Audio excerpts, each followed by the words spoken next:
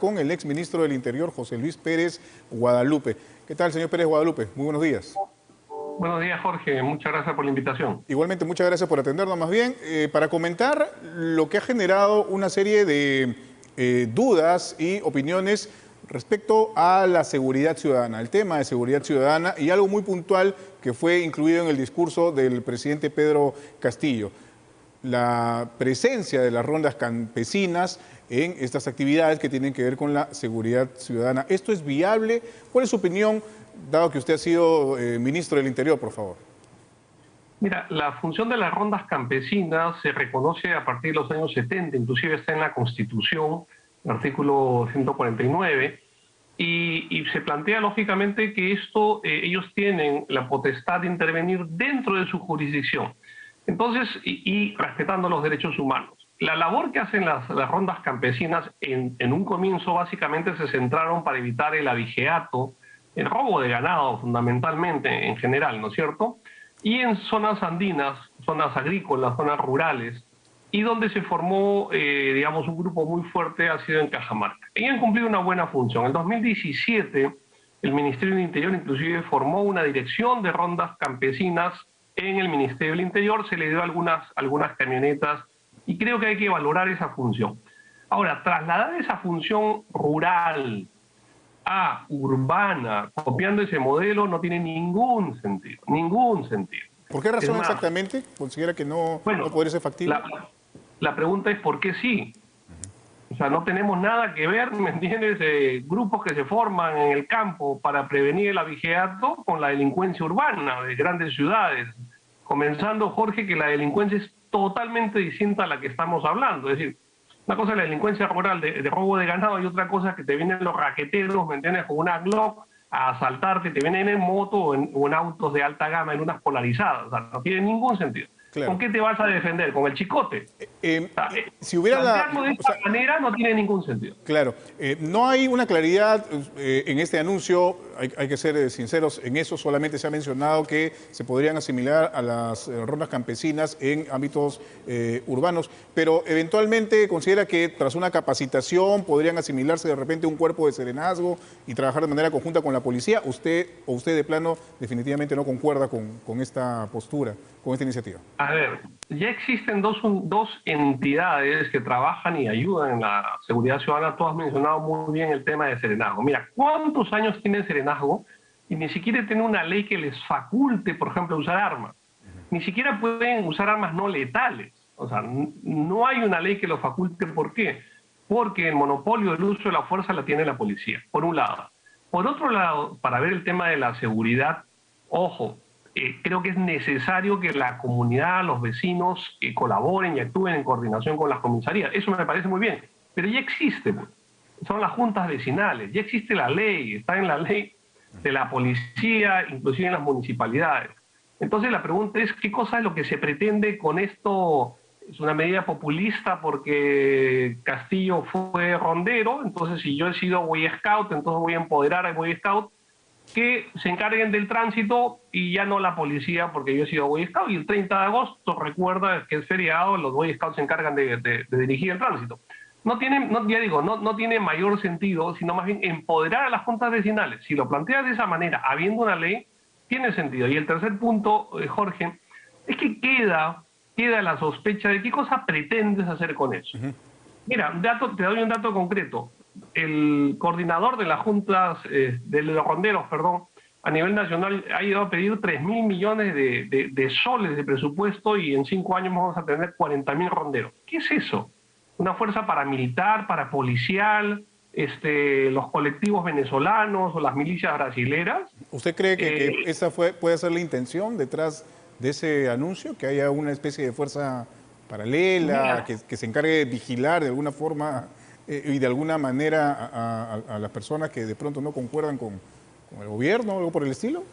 ¿Así lo ve usted? Si no lo es, se parece mucho. Entonces es una gran torpeza teniendo que los hechos que quieren copiar algunas cosas de los modelos venezolanos y existiendo lo mismo en Venezuela, hacerlo es bien torpe, bien torpe. Es decir, la sospecha cabe. Y es más, te digo, a los patrulleros, y si no ha salido a los medios, a los patrulleros ya le cortaron la dotación de gasolina.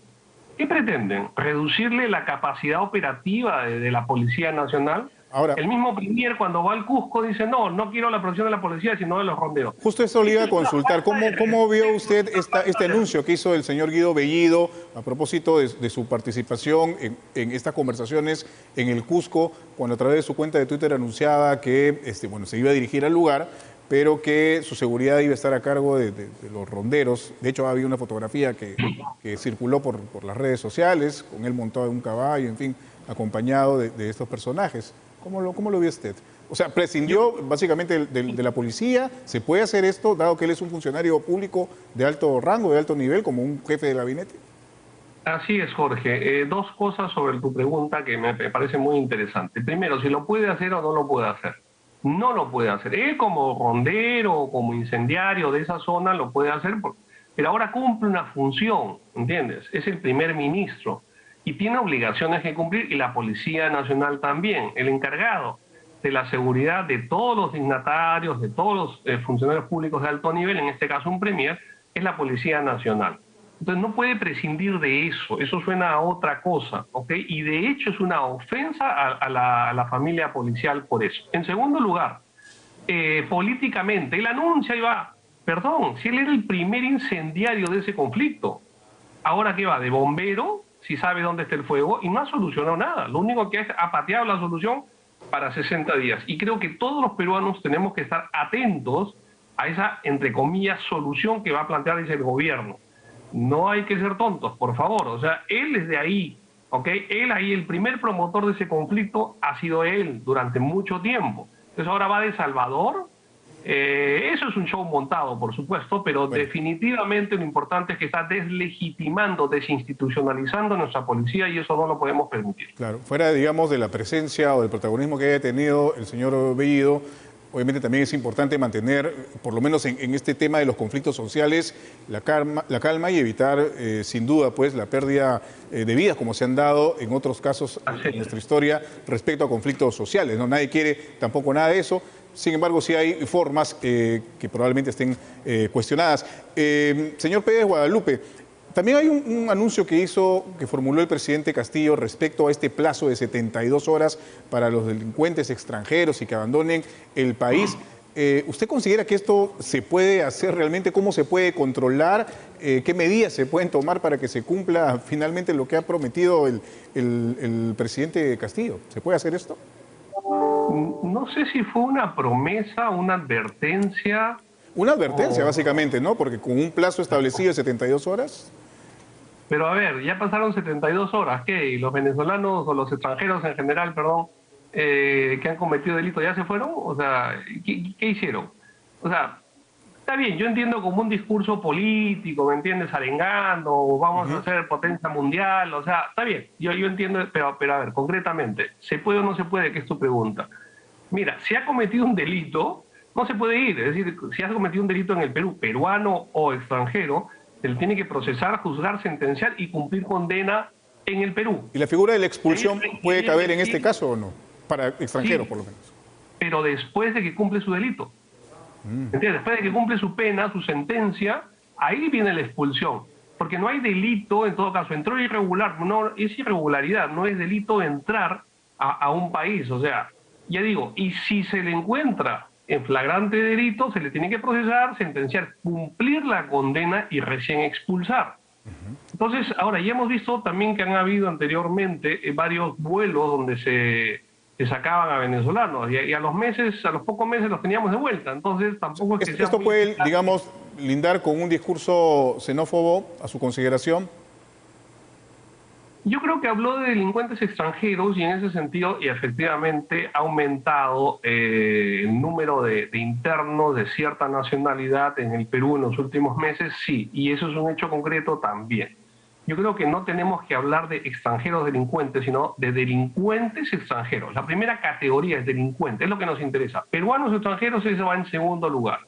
Entonces, yo creo que no hay que generalizar, como bien dices, Jorge, respecto a que se pueda despertar un sentimiento xenófobo, pero lo que voy es, yo el anuncio que lo ha dado, yo lo considero como un, digamos, un discurso o un mensaje político, dado en un momento que la asume, pero de realidad no tiene nada. Yo lo veo más bien, bien retórico, bien para la masa, que es la especialidad del presidente Castillo, ¿no es cierto? Incendiario de plaza, es lo suyo. Pero de ahí lo que tiene que demostrar es que puede ser un buen gestor, y hasta ahora lo que ha demostrado es que no tiene credibilidad, porque ese discurso que tú mencionas el 28 de julio, que despertó cierta expectativa, al día siguiente la mató por completo con las designaciones que ha hecho en su gabinete, comenzando por el Premier Bellido, ¿no? Precisamente sobre el señor y la presencia del señor Guido Bellido a la cabeza del gabinete ministerial. Tiene él actualmente una investigación preliminar abierta por presunto delito de apología al terrorismo, y esto fuera de los comentarios que se han revelado, que formuló él a través de sus redes sociales, que lindan también con la misoginia, con la homofobia.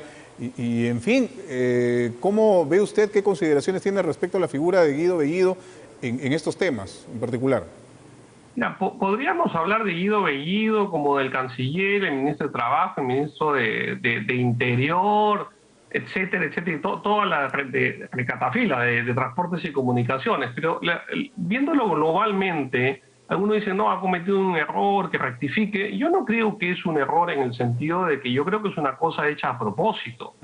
O sea, a ver, dentro de una lógica perversa, por supuesto, ¿no? Que buscan que no le den la confianza. Es decir, ¿a quién en su sano juicio va a poner a un premier, de acuerdo, que hemos escuchado todos en entrevistas, ¿okay?, decir a la periodista, ¿y qué tienes contra los senderistas? ¿Qué tienes contra los terroristas? ¿No es cierto? Y que no hace el delito. Y el día de ayer, Jorge, perdóname, cuando le preguntan sobre el Movadef y sobre Venezuela, sobre Movadef no dijo ni una palabra, y sobre Venezuela dijo que era una democracia. O sea, ese es su modelo de democracia que él tiene.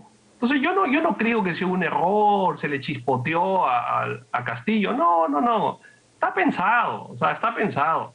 Si el fujimorismo en los últimos 5 años se dedicó a petardear al gobierno anterior, al menos como yo lo veo, el gobierno de Cerro Castillista, lo que quiere es petardear el Estado peruano, ¿ok? Y minando a sus instituciones. Ya lo está haciendo con las Fuerzas Armadas, poniendo a un suboficial dado de baja por medidas disciplinarias en la policía. Ya está poniendo también el tema de la Policía Nacional, empoderando a los ronderos y soslayando a la policía. Es decir, yo creo que ahora ya lo está haciendo, poniendo a este premier para pechar al Congreso y decir, a ver, pues quítame la confianza, ir a una segunda y cerrar el Congreso. O sea, yo creo que no hay que ser muy estrategas o politólogos para darse cuenta de a dónde apunta ciertamente este gobierno cerrocastillista, ¿me entiendes? O sea, la lógica ya la sabemos, la película ya la podemos ver en otros países. En todo caso, se va a tener que hilar muy fino y tener muchísima muñeca política, si usted lo plantea de esa manera, desde el Congreso de la República, que finalmente se convierte dentro de un Estado democrático como un contrapeso de los poderes del Estado, para poder evitar algún tipo de exceso que se pueda cometer o que eventualmente esté presente como idea, por lo menos en este nuevo gobierno. Muchísimas gracias, señor José Luis Pérez Guadalupe, por esa entrevista, por esta conversación. Hemos conversado con el ex ministro del Interior, José Pérez Guadalupe. Tenemos otras noticias.